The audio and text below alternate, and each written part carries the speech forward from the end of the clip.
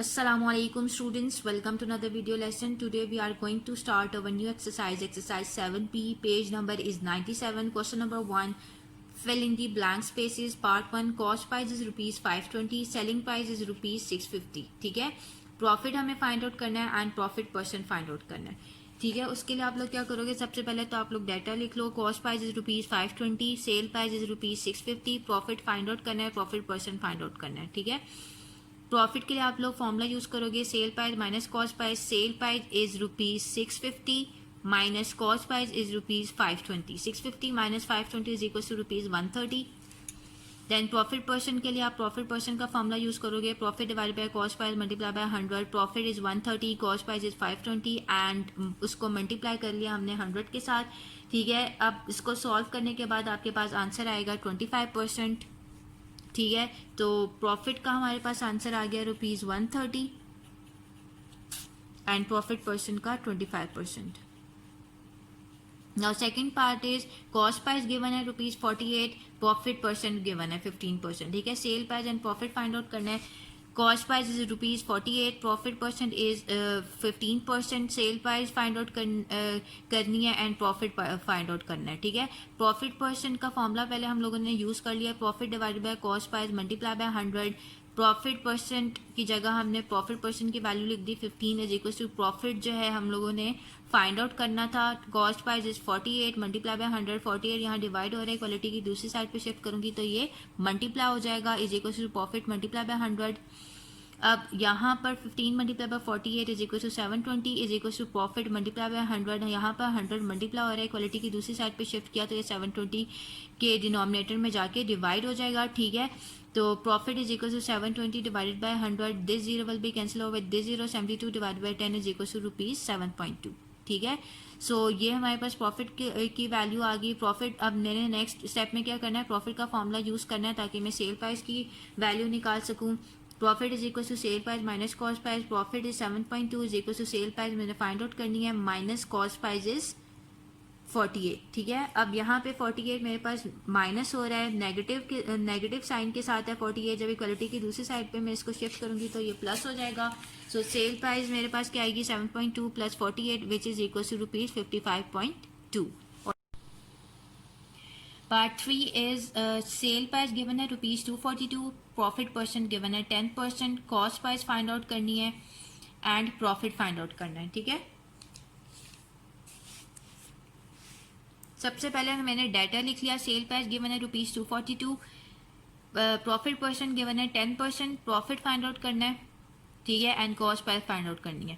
पहले मैंने लेट कर लिया कि कॉस्ट प्राइस एक्स के इक्वल है, प्रॉफिट परसेंट का फॉर्मूला यूज किया, profit divided by cost price multiply by 100%. अब आपको पता है कि प्रॉफिट किसके इक्वल होता है, cell price minus cost price के. मैंने प्रॉफिट की जगह उसका फॉर्मूला ओपन करके लिख लिया, sale price minus cost price divided by cost price multiply by 100. ठीक है, अब प्रॉफिट परसेंट क्या है 10 is equal to cell price is 242 minus cost price मैंने क्या लेट की थी x.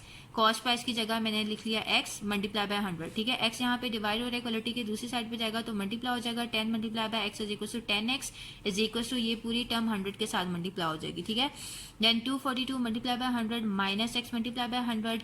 242 multiply by 100 is equal to 242 minus x multiply by 100 is equal to 100x. अब मैंने वेरिएबल वाली टर्म्स एक साइड पे कर लेनी है. ठीक है, 10x यहाँ पर 10x के साथ मैंने 100x लेकर आना है. यहाँ पे 100x के साथ नेगेटिव साइन है, जब इक्वलिटी की दूसरी साइड पे ये शिफ्ट होगा तो ये प्लस हो जाएगा. 10x प्लस 100x हो गया इज इक्वल टू 242 100. ठीक है, 10x plus 100x is equal to 110x is equal to 242 100. अब 110x है, x के साथ 110 मल्टीप्लाई हो रहा है, नीचे जाके डिवाइड हो जाएगा. जब इक्वलिटी की दूसरी साइड पे शिफ्ट करूंगी zero will be cancel over this zero. Then 11 2 22, 11 2 22, zero as it is. 220 मेरे पास कॉस्ट प्राइस का आंसर आ रहा है. प्रॉफिट अब मैं इजीली फाइंड आउट कर सकती हूँ. प्रॉफिट का मैंने फॉर्मूला यूज किया, cell price minus cost price. Sale price is 242 जो कि क्वेश्चन में गिवन थी. ठीक है, एंड कॉस्ट प्राइस इज 220 जो मैंने फाइंड आउट किया है. 242 minus 220 is equal to rupees 22. So this is your answer. Now fourth part is sale price given है रुपीज 256, प्रॉफिट गिवन है रुपीज 56, और हम लोगों को cost price and profit percent find out करना है, ठीक है। अब उसके लिए क्या करोगे, सबसे पहले डाटा लिख लिया, cost price and profit percent find out करना है। Cell price is ₹256, profit is ₹56। Profit percent का आप लोगों ने फॉर्मूला यूज किया, ठीक है। Profit percent is equal to profit divide by cost price multiply by 100%। अब प्रॉफिट इज इक्वल टू आपको पता है कि किसके इक्वल होता है, cell price minus cost price, ताकि मैं पहले कॉस्ट प्राइस की वैल्यू निकाल सकूं, ताकि कॉस्ट प्राइस की वैल्यू आ जाए और मैं फिर इजीली प्रॉफिट परसेंट निकाल लूंगी, ठीक है। अब कॉस्ट प्राइस के लिए मैंने क्या किया, पहले प्रॉफिट का फॉर्मूला यूज किया, profit is equal to cell price minus cost price. Profit is 56 given है, cell price is 256 minus cost price. अब यहाँ पे कॉस्ट प्राइस की वैल्यू फाइंड आउट करने के लिए मैं कॉस्ट प्राइस को इक्वालिटी की दूसरी साइड पे शिफ्ट करूंगी। ये विद नेगेटिव साइन है, इक्वालिटी की दूसरी साइड पे जब मेरी शिफ्ट हो जाएगा तो ये विद पॉजिटिव साइन हो जाएगा। Cost price is equal to 56, यहाँ पर विद पॉजिटिव साइन है, क्वालिटी की दूसरी साइड पे मैं इसको जब शिफ्ट करूंगी तो ये विद नेगेटिव साइन आ जाएगा। 256 minus 56 is equal to ₹200। So this is the cost price, ठीक है। ये मेरे पास कॉस्ट प्राइस आ गई ₹200। अब प्रॉफिट परसेंट मैं इजीली फाइंड आउट कर सकती हूँ, बिकॉज उस time profit percent find out करने के लिए मेरे पास प्रॉफिट तो था बट कॉस्ट प्राइस नहीं थी, तो कॉस्ट प्राइस फाइंड आउट करने के लिए मैंने प्रॉफिट का फॉर्मूला यूज किया एंड उस फॉर्मूले के थ्रू मैंने कॉस्ट प्राइस निकाल ली, ठीक है। अब मेरे पास प्रॉफिट भी है, कॉस्ट प्राइस भी है, मैं इजीली प्रॉफिट परसेंट निकाल सकती हूँ। प्रॉफिट इज 56, कॉस्ट प्राइस जो हमने निकाली है वो है 200 multiply by 10, these 2 zeros will be cancel out with these 2 zeros, ठीक है। अब इसकी मैंने कैंसिलेशन करनी है, 2 1 जा 2, 2 2 जा 4, 2 8 जा 16, ठीक है। तो 28% मेरे पास आंसर आ रहा है। Question number 2 is, if the mark price of an article is ₹400 and it is sold at a discount of 10%, find the net selling price of the article। अब मेरे पास आर्टिकल की मार्क प्राइस गिवन है ₹400, discount percent given है 10%। अब मुझे net selling price find out करनी है, ठीक है। अब सबसे पहले मैंने डाटा लिख लिया, mark price is equal to ₹400, discount percent is equal to 10%, net selling price हम लोगों ने फाइंड आउट करनी है। As we know that discount is equal to mark price minus sale price. आपको पता है discount mark price minus sale price के इक्वल होता है। अब इस फॉर्मूले को यूज करते हुए मैंने सेल प्राइस के लिए फॉर्मूला फाइंड आउट करना है, ठीक है। अब यहाँ पे sell price with negative sign आ रहा है, ठीक है। जब इक्वालिटी की दूसरी साइड पे मैं इसको शिफ्ट करूंगी तो ये पॉजिटिव हो जाएगा। इसी तरह डिस्काउंट यहाँ पे विद पॉजिटिव साइन आ रहा है, इक्वालिटी की दूसरी साइड पे जब मैं इसको शिफ्ट करूंगी तो ये नेगेटिव हो जाएगा, ठीक है। सो मेरे पास सेल प्राइस या नेट सेलिंग प्राइस के लिए क्या फॉर्मूला आ गया, मार्क प्राइस माइनस डिस्काउंट। अब मेरे पास मार्क प्राइस तो क्वेश्चन में गिवन थी ना 400, बट डिस्काउंट नहीं गिवन था। अब डिस्काउंट फाइंड आउट करने के लिए मुझे डिस्काउंट परसेंट को मार्क प्राइस के साथ मल्टीप्लाई करना है। Discount is equal to 10% of mark price. 10% का जब आप साइन रिमूव करोगे तो डिनोमिनेटर में आ जाएगा 100 मल्टीप्लाई बाय 400, ठीक है। These 2 zeros will be cancel out with these 2 zeros। 10 multiply by 4 is equal to ₹40। मेरे पास डिस्काउंट का आंसर आ रहा है, ठीक है। अब easily sale price find out कर सकते हो, नेट सेलिंग प्राइस आप लोग इजीली निकाल सकते हो। आपको पता है कि नेट सेलिंग प्राइस के लिए आप लोगों ने क्या फॉर्मूला फाइंड आउट किया था, मार्क प्राइस माइनस डिस्काउंट, ठीक है। तो मार्क प्राइस मेरे पास क्या है ₹400, डिस्काउंट अभी हम लोगों ने फाइंड किया है ₹40। आपने ₹400 को माइनस करना है ₹40 से, तो आपका आंसर आ रहा है ₹360। सो ये नेट सेलिंग प्राइस आपके पास आ गई है। Now question number 3 is, if the list price of a bicycle is ₹1000 and it is sold for ₹900, find the discount percent। list price mean mark price। अब मेरे पास एक बाईसाइकिल की जो है मार्क प्राइस गिवन है ₹1000, सेल प्राइस 900 है rupees, ठीक है। And discount percent find out करना है। सबसे पहले मैंने डाटा लिख लिया, mark price is equal to ₹1000, sale price is ₹900, discount percent find out करना है। डिस्काउंट परसेंटेज के लिए मैंने फॉर्मूला यूज़ किया, discount divided by mark price multiply by 100, ठीक है। अब मेरे पास डिस्काउंट यहाँ पे अननोन है, ठीक है। अब डिस्काउंट फाइंड आउट करने के लिए मैंने किया डिस्काउंट का फॉर्मूला यूज़ किया, mark price minus sale price. Mark price is 1000 जो मुझे गिवन थी एंड सेल प्राइस इज 900, ठीक है। तो मैंने 1000 माइनस 900 किया तो मेरे पास डिस्काउंट की वैल्यू आ रही है ₹100। अब मैं easily discount percent find out कर सकती हूँ। डिस्काउंट की जगह मैंने डिस्काउंट की वैल्यू पुट कर दी 100 divided by mark price is ₹1000 multiply by 100। ये 2 zeros इन 2 zeros के साथ कैंसिल आउट हो गए, ये एक जीरो इस जीरो के साथ कैंसिल आउट हो गया और मेरे पास 10% आंसर आ रहा है।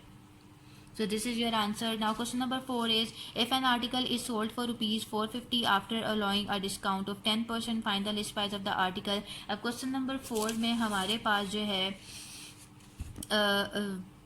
सेल प्राइस गिवन है रुपीज़ 450, ठीक है, डिस्काउंट परसेंट गिवन है 10%, हमें लिस्ट प्राइस फाइंड आउट करनी है, means mark price. All right,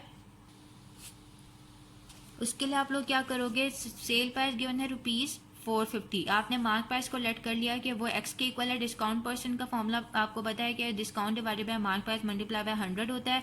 discount आपको पता है कि डिस्काउंट का फॉर्मूला क्या होता है, mark price minus sale price, ठीक है। मैंने डिस्काउंट का फॉर्मूला जो है उसको यूज़ करना है यहाँ पे, उसको ओपन करके आप लोग लिख लेना, ठीक है। डिस्काउंट की जगह mark price minus sale price divided by mark price multiply by 100 कर लेना, ठीक है। देन मार्क प्राइस की वैल्यू आप लोगों ने क्या लेट की हुई है, x, minus sale price is 450 divided by mark price is x multiply by 100। अब एक्स यहाँ पे डिवाइड हो रहा है, इक्वलिटी की दूसरी साइड पे जब शिफ्ट करोगे तो मल्टीप्लाई बाय 10 हो जाएगा। 10 multiply by x is equal to 10x is equal to, आप लोगों ने इस पूरी टर्म को 100 के साथ मल्टीप्लाई करना है, x multiply by 100 minus 450 multiply by 100, x multiply by 100 is equal to 100x minus 450 multiply by 100 is equal to 45,000, ठीक है। अब आपने x वाली टर्म्स एक साथ कर लेनी है, ठीक है। एक साइड पे एक वैलिटी के एक साइड पे आप लोग x वाली टर्म शिफ्ट कर लोगे। अब 10x एज इट इज रहेगा, 100x को जब एक वैलिटी की दूसरी साइड पे शिफ्ट करूंगी तो ये माइनस हो जाएगा, ठीक है, विद नेगेटिव साइन आ जाएगा। 10x minus 100x is equal to minus 45,000। अब 10x minus 100x is equal to minus 90x होगा। माइनस इसलिए क्योंकि यहाँ पे जो ग्रेटर वैल्यू होती है उसका साइन हम लोग लिखते हैं, ठीक है। यहाँ पे 100 इज ग्रेटर देन 10, तो 100 का साइन आएगा, जो 100 के साथ जो भी साइन है आप लोगों ने वो साइन पुट करना है, ठीक है, 90 के साथ। तो आप लोगों ने नेगेटिव साइन पुट कर दिया, 90x is equal to minus 45,000, ठीक है। This negative sign will be cancel out with this negative sign. अब यहाँ पर x के साथ 90 मल्टीप्लाई हो रहा है, इक्वालिटी की दूसरी साइड पे शिफ्ट करोगे तो नीचे जाके डिवाइड हो जाएगा। कैंसिलेशन करने के बाद आपके पास x की जो वैल्यू आएगी वो आएगी रुपीज़ 500। दैट मीन्स क्या मार्क प्राइस की आपके पास क्या वैल्यू आ रही है, rupees 500। Now question number 5 is, a trader marked his goods at 20% above the cost price. If he allows his customer a 10% discount, find his profit percent. अब यहाँ पे ये वाला जो क्वेश्चन है पेज 94 पे एग्जाम्पल है, बिल्कुल उस पैटर्न पे ये सॉल्व होगी। Page 94 example number 10, just wording different है, बाकी जो है वैल्यूज बिल्कुल सेम है। आपने बिल्कुल इसी पैटर्न पे इस क्वेश्चन नंबर 5 को सॉल्व करना है, ठीक है। आप लोगों ने पहले अपनी कॉस्ट प्राइस ले ली रुपीज़ 100। आपको पता है हमेशा परसेंट का क्या मतलब होता है, आउट ऑफ 100, तो इसलिए हम लोग हमेशा कॉस्ट प्राइस को 100 के इक्वल ले लेते हैं, ठीक है। अब मैंने लिया कि when cost price equal to rupees 100, तो मार्क प्राइस फाइंड आउट करने के लिए आप लोग क्या करोगे, इस रुपीज़ 100 में आपने 20 को ऐड कर देना है, तो आपके पास मार्क प्राइस आ जाएगी, ठीक है। डिस्काउंट फाइंड आउट करना है, तो आपने डिस्काउंट परसेंट क्या गिवन था, 10% ऑफ मार्क प्राइस करना होगा। परसेंटेज का साइन रिमूव किया, नीचे आ गया 100 मल्टीप्लाई बाय 120। आप लोगों ने ये जीरो इस जीरो के साथ, ये जीरो इस जीरो के साथ कैंसिल आउट कर देना है, ठीक है। ये कैंसिल आउट हो जाएंगे, तो मेरे पास आंसर आ रहा है रुपीज़ 12। देन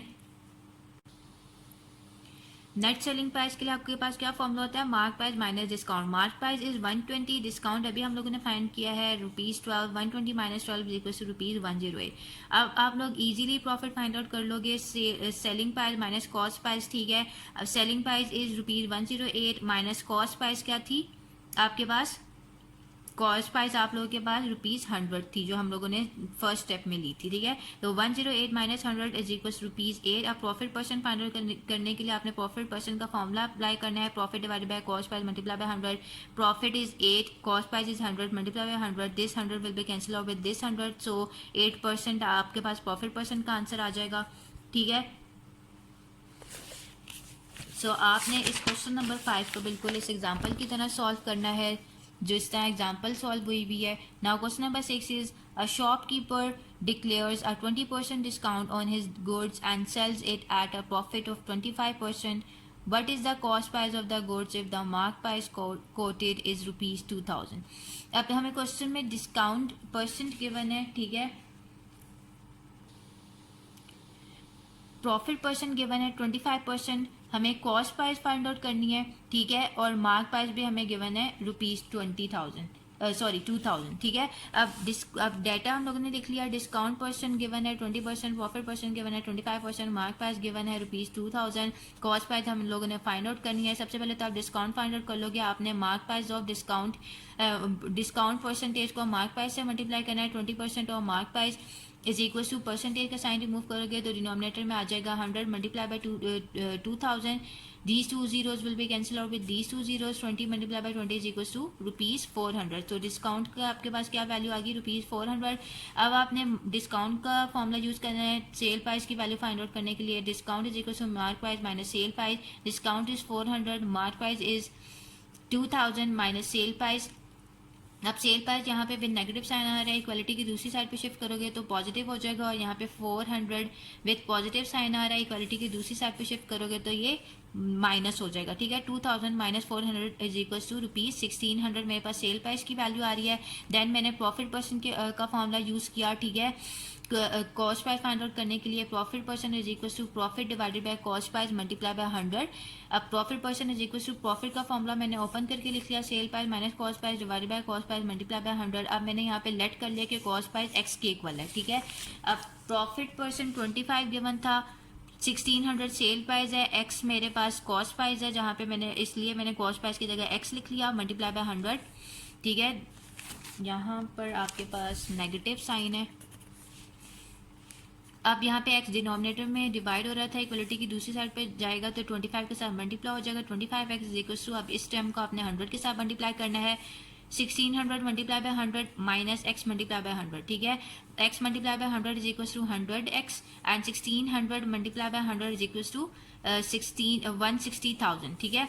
अब आपने x वाली टर्म्स एक साइड पे कर लेनी है, कांस्टेंट टर्म्स आप एक साइड पे रखोगे। यहाँ पे 100x माइनस हो रहा है, इक्वालिटी की दूसरी साइड पे शिफ्ट करोगे तो ये प्लस हो जाएगा, ठीक है। 25x plus 100x is equal to 125x is equal to 160,000। 125 यहाँ पे मल्टीप्लाई हो रहा है, इक्वालिटी की दूसरी साइड पे शिफ्ट करोगे तो डिवाइड हो जाएगा, ठीक है। इसको सिंप्लीफाई करने के बाद आपके पास x की वैल्यू आएगी 1280। So this is your cost price, ठीक है। कॉस्ट प्राइस की वैल्यू आ रही है ₹1280। Alright, okay students, so we are done with this exercise. Next is property tax, page number is 98। Next topic हम लोगों का है प्रॉपर्टी टैक्स। प्रॉपर्टी टैक्स क्या है? People who own property such as a house और a plot of land are required by law to pay tax to the government. The tax paid on property is called property tax. Okay, अब किसी भी person के पास कोई भी property है, ठीक है, फॉर एग्जांपल कोई एक घर है उसके पास, कोई प्लॉट है, ठीक है, तो उसको जो है टैक्स पे करना होता है गवर्नमेंट को। वो जो टैक्स पे करता है गवर्नमेंट को ऑन द प्रॉपर्टी, उसको हम बोलते हैं property tax. Different governments require the property tax to be calculated at different rates. Different government जो है डिफरेंट रेट्स पे प्रॉपर्टी टैक्स कैलकुलेट करती हैं। अब next is general sales tax. अब जनरल सेल्स टैक्स क्या है? When a buyer purchases an item from a seller, he or she is required to pay tax to the seller. जब buyer कोई चीज़ purchase करता है सेलर से, ठीक है, तो उसको उस सेलर को टैक्स पे करना पड़ता है, ठीक है। The amount of tax is calculated as a percentage of the selling price. अब जो टैक्स की अमाउंट हमें कैलकुलेट करनी होती है, हम उसको कैलकुलेट करते हैं as a percentage of the selling price, ठीक है। The seller then pays the tax to the government and then फिर जो सेलर है वो टैक्स पे करता है गवर्नमेंट को। So general sales tax is the tax paid by the buyer to the seller on the selling price is called general sales tax, ठीक है। सो वो टैक्स जो बायर सेलर को पे करता है ऑन द सेलिंग प्राइस, उसको हम जनरल सेल्स टैक्स बोलते हैं। Alright, okay, come to the exercise 7C, page number is 99। Question number 1, Heather owns a factory that has a value of ₹200 million. If the property tax rate is 2%, how much property tax should Heather pay? Okay, अब हैदर ने एक factory purchase की है जिसकी cost price है ₹200 million और property tax given है 2%। हमें बताना है कि how much property tax should Heather pay, Heather को कितना प्रॉपर्टी टैक्स पे करना पड़ेगा, ठीक है। अब उसके लिए आप लोग क्या करोगे? सबसे पहले तो आप लोगों ने लिख लिया वैल्यू ऑफ प्रॉपर्टी क्या है, ₹200 million, property tax rate given है 2% एंड प्रॉपर्टी टैक्स हम लोगों ने फाइंड आउट करनी है, ठीक है। अब प्रॉपर्टी टैक्स या टैक्स अमाउंट फाइंड आउट करने के लिए आप लोगों ने क्या करना है, सिंपली प्रॉपर्टी टैक्स रेट को मल्टीप्लाई कर देना है वैल्यू ऑफ प्रॉपर्टी के साथ, ठीक है। मैंने प्रॉपर्टी टैक्स रेट को 2% को मल्टीप्लाई कर दिया वैल्यू ऑफ प्रॉपर्टी के साथ। 2% का साइन जब आप रिमूव करोगे तो डिनोमिनेटर में आपके पास आ गया 100। ये 2 जीरोज इन 2 जीरो के साथ कैंसिल आउट हो जाएंगे एंड आफ्टर मल्टीप्लिकेशन आपके पास आंसर आएगा 4 मिलियन, ठीक है।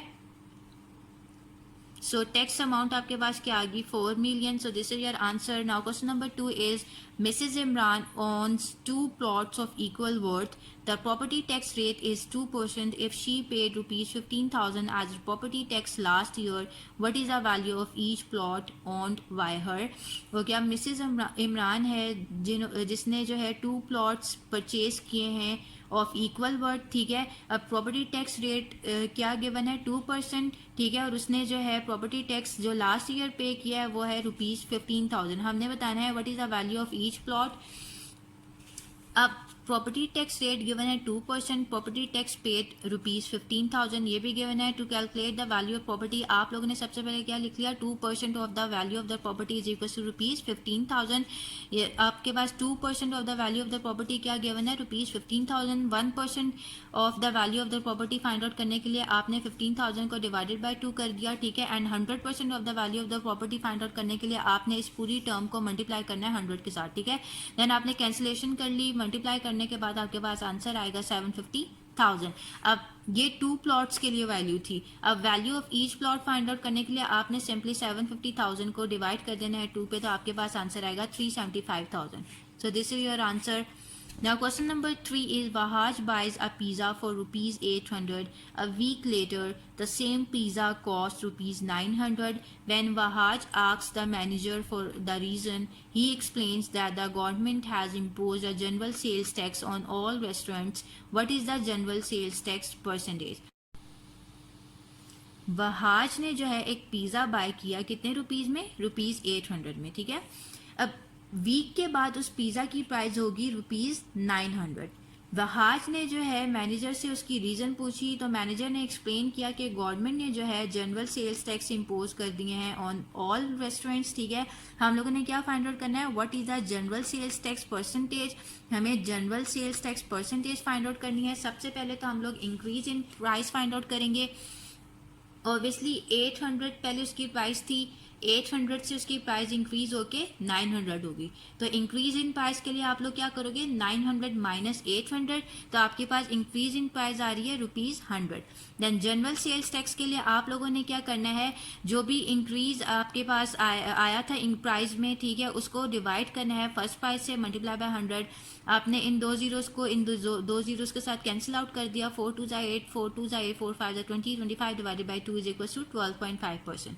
सो जनरल सेल्स टैक्स का आपके पास क्या आंसर आ रहा है, 12.5%। Alright, now question number 4 is find the sales tax and the total cost of a radio set whose list price is ₹1200.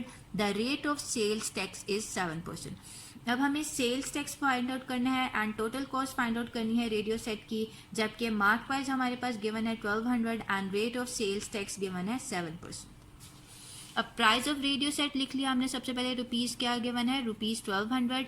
General sales tax के लिए आपने क्या करना है, 7% ऑफ ₹1200। परसेंटेज का साइन जब रिमूव करोगे डिनोमिनेटर में आ जाएगा 100 multiply by 1200। These 2 zeros will be cancel out with these 2 zeros। 7 multiply by 12 is equal to ₹84। अब टोटल कॉस्ट फाइंड आउट करने के लिए आपने सिंपली 1200 में ऐड कर देना है इस 84 को, तो आपके पास टोटल कॉस्ट आ जाएगी रेडियो सेट के लिए 1200 प्लस 84 इज इक्वल टू 1284। सो ₹1284 आपके पास टोटल कॉस्ट आ गई है रेडियो सेट की। सो this is your answer. Okay students, so we are done with this exercise. Inshallah we will start our new exercise in the next session. Till then, Allah Hafiz.